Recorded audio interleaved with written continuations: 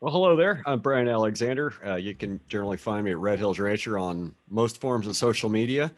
Um, I'm a sixth generation landowner and really only about a second generation rancher. The ranch was leased out to other operators for quite a few years. My father took it over in 1984. I spent about 8 years in the Navy. I was discharged in 2006. I came home and I made a succession plan, and I've kind of been taking over more and more ever since. And since about 2014, I've been running the whole show as a one-man show.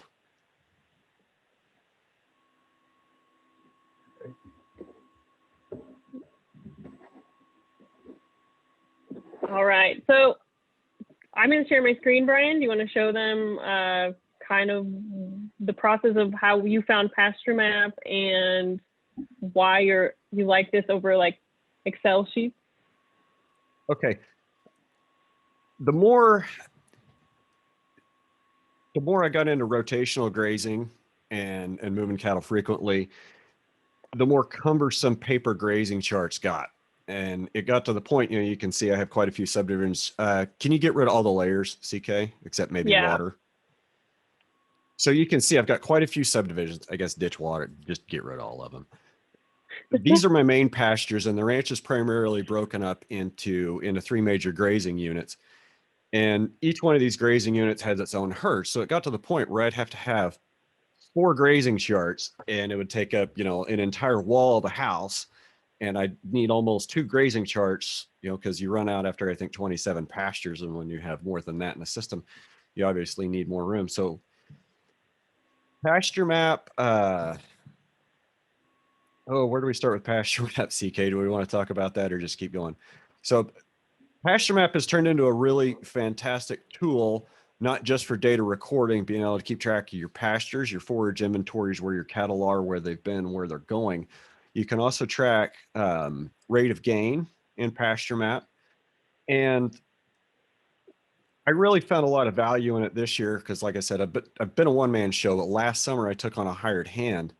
And this young lady, like, all I had to do is get her signed up with PastureMap, like a day and a half of orientation, made sure she could ride the 4-wheeler okay, knew where the corners of the ranch were, and I just gave her fence supplies and PastureMap and said, "Thou shalt go forth and learn your way around."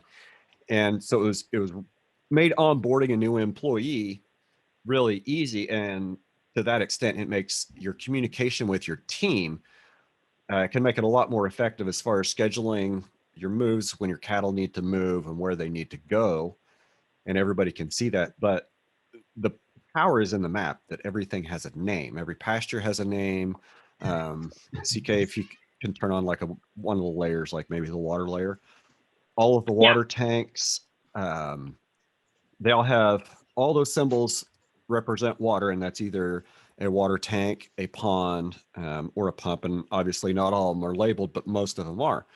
So when I was telling my hand, hey, go to this paddock and check this tank, all I have to do is make sure that I know the right name that it's called in PastureMap, and I tell her that, and she can search for it, see where it's at on the map, and figure out how to get there. So team communication is a really big part. And then the data, which is what the theme of the conference is, being able to track the data over a long term, your forage production and how that relates to animal performance. You have all your records right there on a map, and it's stored in the cloud forever. Yep. And just so you guys get a little bit of background of where PastureMap comes from, I probably should start with that. Sorry. I just didn't want to feel like we're selling PastureMap, and I wanted to really just talk about the data. So that's where I'm coming from. And so PastureMap, so we actually just sold the company last year to a Texas company in San Antonio. And our mission is focused on building healthy soil and more profitable land for ranchers. PastureMap works off of any web browser. You can download it in your app store or on Android, and it also works on or offline in the field. And you can use your GPS location to map out your pastures, create any temporary fencing. Like, so Brian had a project he started 2 summers ago. He's doing a strip grazing experiment. And so he was able to, how big were those acres? Like a acre and a half at first. We got down moving, to, we were down to like 1.1. Yeah. And 1.0, 1.1 moving multiple acres. times a day. Yeah. So as far as data collection, so we're automatically capturing your rest days. We're kind of, what we're trying to do is make your life easier and not harder. And so instead of having to write everything down and then not necessarily be accurate, what we try to do is you have the app on your phone. When you're in the field, you log in the herd, where it's moving, what the plan is for where it's going. And not only does this organize your whole team to be on the same page, but you can actually export all of this to an Excel report, or I like the way it looks on the grazing chart once you have a whole season set up, so that you know actual events to planned, rest days between it. You have your color-coded herds. And so this organized, I think for Brian, your contract grazers and your core NAs. And so you had separate data for separate herds, but you were able to organize based off of those metrics. And then also, I was stuck in your account about 10 minutes ago. You had a bike race last summer that you were able to put in for a black key date. So did you guys end up doing anything as far as managing around that event? Not really. Because I knew it went through your beaver it was on the calendar, and stuff so like that. and it was on the calendar, and we had the route, several months ahead of time. So, I knew, that I needed to have a path through, certain pastures, and I need to have gates left open. So that did help me plan a little bit, but the planning for that starts, we're actually supposed to be meeting next week to start planning this year's race. So, but it did play a part in having that on a grazing chart. We did get a question that came in chat about uploading monitoring photos. Can you go find one of my photo points? Yeah. Mm-hmm. There should be a couple over there in the bull pasture. Southwest, southeast. Yeah, I think they were here. That's a post pile. Okay. You can go back over to that other post pile. Other. Here, bull pasture. There we go. Let me just zoom in. So yeah. Yep. So every time you put in a move record on your phone, it gives you it gives you a chance to take a picture of the paddock you move out of and that you're moving into. So, it all depends on how much data you really want to collect and how much data you want to put into it. Yep. And if you're using your phone in the field, we'll actually capture the GPS location of where you're at in the field, taking that photo, and it will layer it chronologically on top of that. So if you were doing a before and after picture, or just kind of the residual was, you can do that. You can label it. It'll tell you which pasture and date it was taken. And then you can add your additional notes to that if you had any other relevant notes you wanted to take. And you could use that tool for like a soil point, soil pit, soil sample. I know I've said soil like 4 times in a row, so I'll shut up. Well, that's kind of the theme of this year, is we're building our soil stuff. So you can keep talking about soil, Brian. So I have another question too. How long did it take to set it up for the ranch? I know Q&A is towards the end, but is it okay that I just keep answering these as we're going? Okay. How long did it take to set it up for the ranch? That is a lot of information. Or did it easily load the spreadsheets you were using? Go ahead, Brian, and then I can. If you already have maps like from the NRCS, or you already have your own place mapped, like on Google Earth or something, you can. They have the ability to import those either shape files or KMLs, KMZs. Other than that, the setup time for me, it was fairly easy because I was already used to trying to do a lot of this stuff on Google Earth and spreadsheets. So it was kind of natural almost for me, to be able to go to the map. I knew I can see where the fences are on the satellite image. And, there isn't really an answer to how long does it take to set up. But I will say this, it's pretty intuitive. It's an intuitive process to set it up. Yeah. They've tried to make it as easy as they can. we're constantly trying to improve that. And we do have a lot of knowledge-based articles that we've written to help in case you just want to go off of a tutorial that we have. With my new ranches, if they don't have that KML file to import, which it takes like 5 seconds. If you have it, it just does the polygon boundaries, and then we can go back and edit those to look more accurate. If you don't want to go out in the field, use your phone and actually drop a pin on the app where those fences are. We can try to figure out how to map it with you. It's something that we do internally, as we like to offer customer support for all of our ranchers, especially onboarding and getting set up, because that's going to be your biggest hurdle. So we don't want you to be frustrated with the product when you haven't even been able to use it fully. And, to that, like, initially you get the map built, and then you start going in and putting in, then you go in and put in all your water infrastructure, and you start putting in some of those other things and fleshing it out. But the important thing is to start somewhere and be able to, and keeping your data better. So Ian is asking about forage production and utilization. Yeah. I don't know if we can find that in here. I was kind of lazy this I'm just year. gonna, I didn't really do a whole lot of sampling and measuring. You're okay, Brian. I'm gonna do a pretend move. I'll go back and delete this, Brian. But I actually just built this broken heart pasture. As you see, it's actually in the shape of a heart, so this wouldn't mess up any of his records. But if I were to move this Corrientes to the next paddock, I would click on the destination, and then the way that you can do forage inventories, if you're not already having each pasture have its own inventory in dry matter pounds per acre, is you can put, so I'm going from broken to heart. So to the heart pasture, I don't have to put in what the available dry matter is in the beginning. And I can also put in the residual dry matter, so what you're leaving. And then I have a stocking calculator. What you'll need to figure out is how many animal days per acre are available in that pasture. So if Brian's getting, let's just say 12, I'm making up numbers, I would have 1.2 days for calculated grazing days. And then I'd get alert on my phone if I was working for Brian, hey, it's time to move the Corrientes out of the broken heart pasture. I'm just gonna save that. I'll go back and delete that, Brian.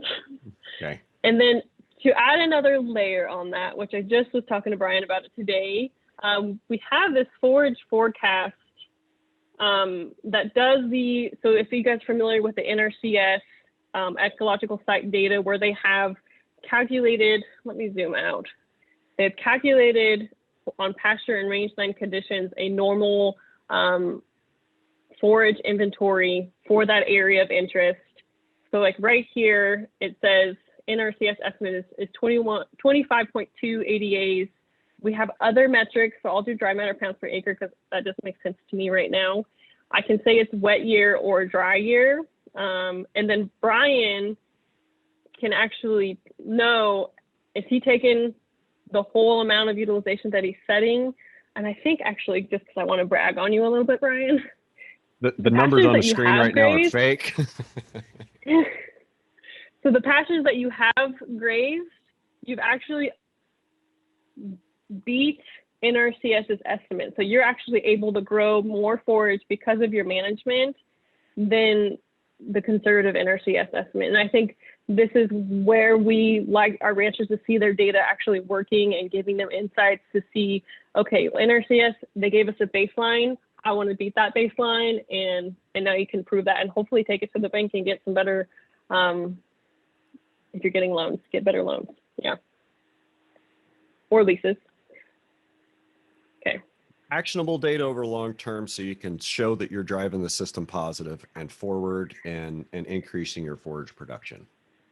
Yeah, and Brian's been with us since 2015, so he's got years of data with us that he's able to go back and see what he's done, where he wants to make changes, or where he wants to adjust.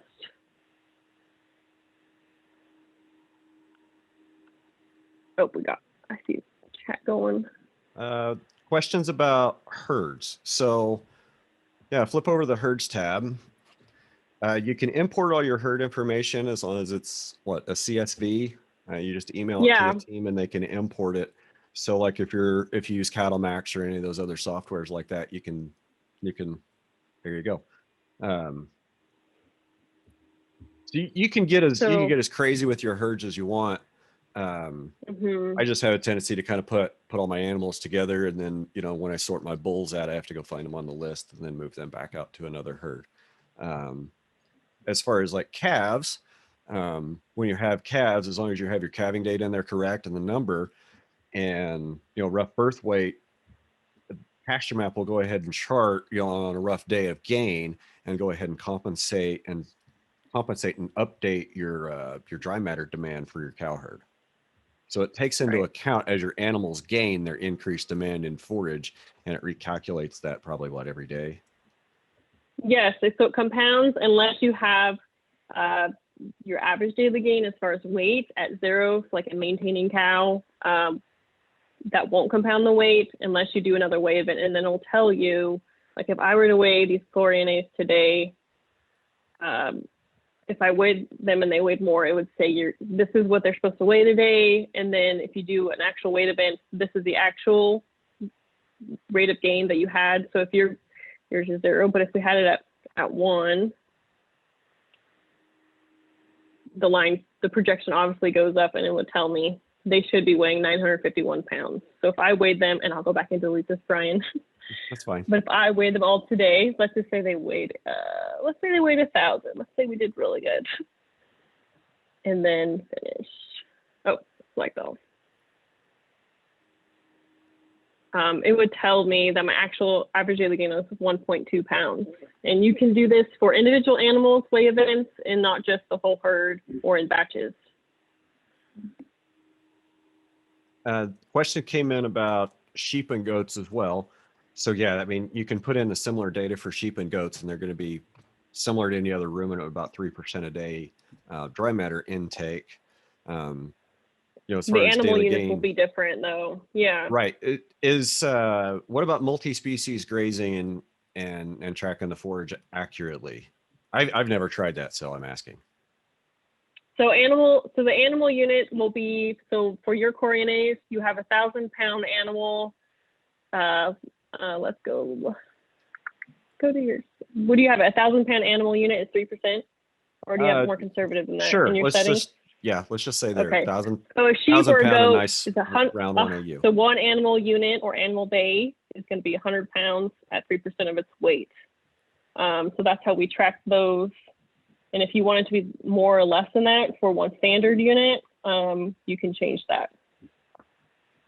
I think what they're asking is, or I guess I think the way I want you to answer it is, Okay. if we had a herd of cows and we had a herd of sheep in PastureMap, can we put them both in the same pasture, and is it going to work? Oh yeah. So so what you do is you just keep them in separate herd groups, and then have them obviously be their different species icon, and then you can actually graze all 5 of these groups in one pasture together, split them out, sort them in and out of herd groups, and then split them out of, you could do all 2 of those things, 3 of those things. So the way that looks is I can either move animals from one herd to another, or I can graze them together. Brian, I'm going to do this. Well, actually, no, I don't want to do that because I don't want to mess up your custom grazing stuff. So the way that it would look, it would just show up on the pasture, and then it would have 2 of the icons grazing today. And so it said coriantes, and then one of those other icons that are color coded, like the hearts, and it say they're grazing together. And when you move them, we ask you, do you want to keep them grazing together, or do you want to split them off in different directions? Did that answer what you're asking? I think that was Brian? great. I think that was great. Okay. I think that covered it. Okay. We're about out of time, aren't we, Matt? No, you're doing good. Okay, good. Does the app change the data for goats and sheep as well? I think, did I answer that okay, Sierra? Yeah, I think sure. that's what I was trying to get. Okay. And then cow pairs, heifers, bulls, what is the cost? Let's talk about that later, because I just don't want that to be the conversation for today. I want it to be more of an educational thing, but you can email me, ck@pasturemap.com. We do have free and other versions available too. Let's see. You guys have about 10 minutes, so. Oh, okay, cool. So when you log in PastureMap, I'm just gonna draw another pasture so you guys can see kind of the simplicity of what we designed. So I would go to the plus button, draw pasture, click on the pasture, and then I can go to the contour of anything. It'll tell me the linear feet between points. And then I can close it by double clicking it, and then it tells me that's 5.8 acres, and this is the perimeter feet and fencing for the boundary. And then I can also just name it. This will automatically name it for you if you don't have a name in mind, and you can always go back and edit the name after you've saved it. I kind of want to show how Brian did his strip grazing on this one too. I'm done editing pastures. Go back into that pasture. Cut it in half or strip it out a couple times, and then then maybe go back and delete, and then show them to convert one to pasture. And I guess, so this is then along the way we can show them the measuring tool too. Yeah. So this, if I do a line between it, it tells me that's 3 acres. This is 3 acres. I can keep adding more lines.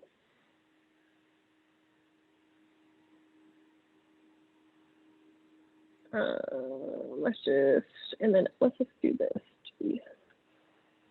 And once I do next, it's gonna auto name everything. You can always go back and change that. And then it tells me how big those acres are. So if you need to go back and change them, you can.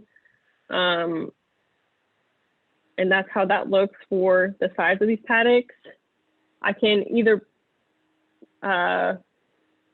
retire these subdivisions or convert them to pastures. And so just the difference in the system is I would never suggest you delete anything off PastureMap, because you can always retire your herds. You can always retire your season, and that could be dormant versus growing season, or just the whole calendar year. You get to decide the length of that season on your own. And then retiring subdivisions, and this gives us all the data that was allocated in this these different configurations. You'll have that in PastureMap as archived information. So if you delete it, it's going to delete all the history. It's not going to be in PastureMap's data any longer. And then I can also, so let's just say I decide I want this to become permanent pasture. So that's kind of the difference between our pastures versus our subdivisions. The subdivisions are going to be temporary fencing in our minds. And if you decide that's always just going to live there, I can convert that to pastures.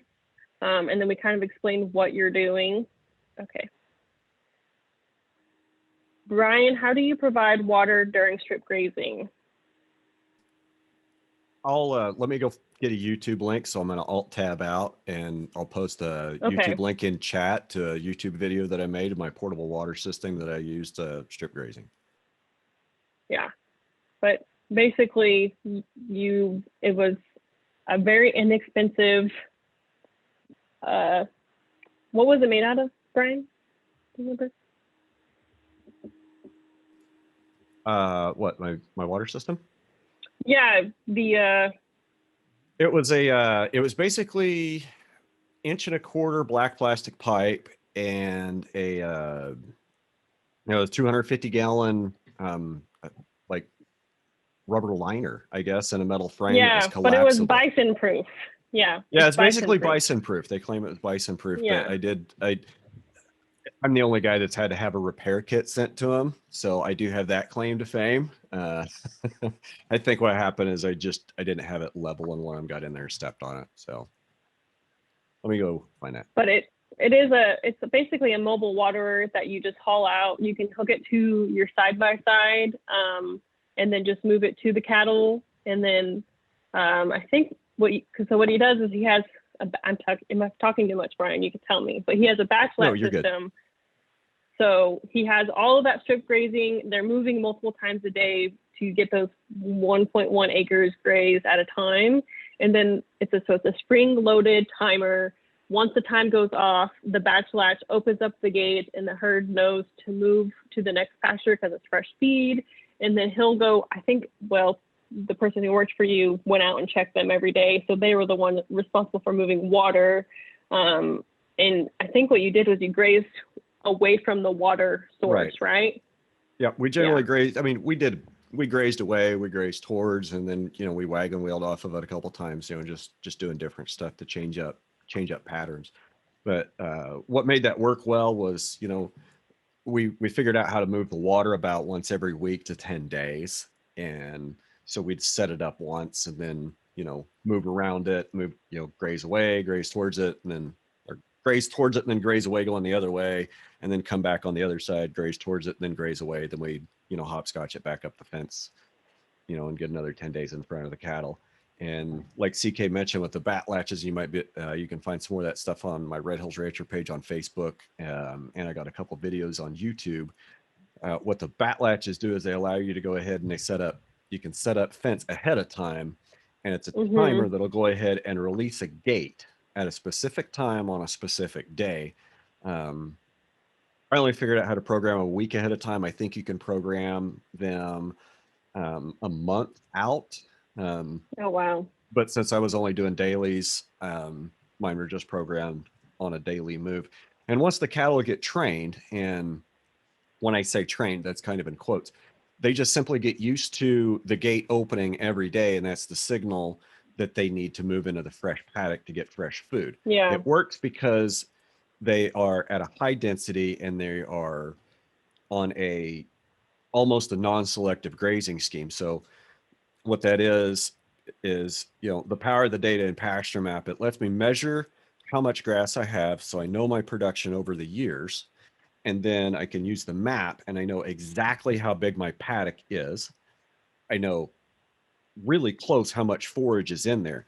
Then it can go make a decision. And based on the math that the calculator provide me, I know how much that herd of cows needs to eat that day. So I have all those numbers. Then all I have to do is just make sure I have the paddock the right size and make sure they have water. So can we talk about? Go ahead. Can we talk about the stuff you saw though once you did that after the first summer? The recovery, the plant diversity, the bare patches not being bare any longer. I got it. So where I'm at, like I said, I'm in South Central Kansas. It's a pretty brittle environment. Y'all might consider it a desert. We get 22, 24 inches of rain of year. We have cold, dry winters, warm, humid summers. My primary forage base is going to be warm season grass. I am in mixed grass prairie, so I do have short grasses, I do have tall grasses. I've got warm season and cool season, so I've got a good mix of everything. My soil is fairly deep, sandy loam, and so it does drain fairly well. My grass production on a good year, the bottom end of the ranch is going to make about 2,500 pounds of the acre on average. You know, some of the hillsides are going to be a little bit less than that. Some of the ridge tops are going to be a little bit better. What we've managed to do is we've managed to kind of push that a lot closer to the 4,000 and even up to the 6,000 pounds to the acre range by doing high density grazing. So in the growing season, I figured that I need at least 45 days of growing season rest in between grazing cycles on my warm season plants to allow them to fully mature and grow. And sometimes when it's exceptionally wet and sunny, I need even less than that. And 2 years ago, when we experienced what we call sun drought, where we had over 30 inches of rain and a minimum of sun days, I had a massive amount of forage, but it equated to very little dry matter. And the forage is what a lot of people would call washy. To me, the term sun drought makes a lot more sense than washy grass. Did that answer the question? CK and Brian, you have 3 minutes left. 3 minutes. Awesome, thank you. Yep, I think, okay, so I have to, it's so funny. Hey, Brian, if we get 20 inches of rain, it's El Nino. Our average is 6 inches. Yeah. Oh, Brittany. We are targeted grazers with sheep and goats. We often design our paddocks based off of 164 feet length and electric netting. Is there ability to create the perimeter of the paddocks on PastureMap by a determined length like our electric netting length? This will help with accuracy planning, and it would be a game-changing tool. So we do have, there's a ruler, Brittany, Bush, and you can measure it by feet. I think on the phone, if you put in the plot, like if you're mapping on the map, it'll tell you the point between 2 feet, and you can actually move it up to actually be that 160 feet goal, and for that measurement. But we can't actually just like say I need 164 feet or like three acres here, and then what does that size look like? Right? Yeah. I just heard a feature request actually. Yeah, I'm just thinking, I'm like, okay, I'm gonna have to go back to my engineers and tell them we need that. And so yeah, feature requests, send them to me. I can do that. So can you put the map back? Oh, yep. Yeah. I know we're about out of time, and the title of our talk was called Ranching Reboot, and CK and I are actually launching a podcast. First episode should be coming out February 15th, and it's going to be called Ranching Reboot with Red Hills Rancher and CK. So we have, well, there'll be more information up there soon on ranchingreboot.com, and we're going to get a Facebook page going and start getting some social media traction. So look for that. We'll be releasing our first episode February 15th. Awesome. Thank you, guys. And that's just about it for time. I think we had a couple of questions in there that we may or may not have been able to get to. CK and Brian, I Okay. don't know if you guys have the ability to stick around and kind of comb through those in the chat and just Yeah. address any that we didn't get an opportunity. But thank you so much for the talk. That was super interesting. We appreciate it. Awesome. Thank you for having us. We appreciate it too.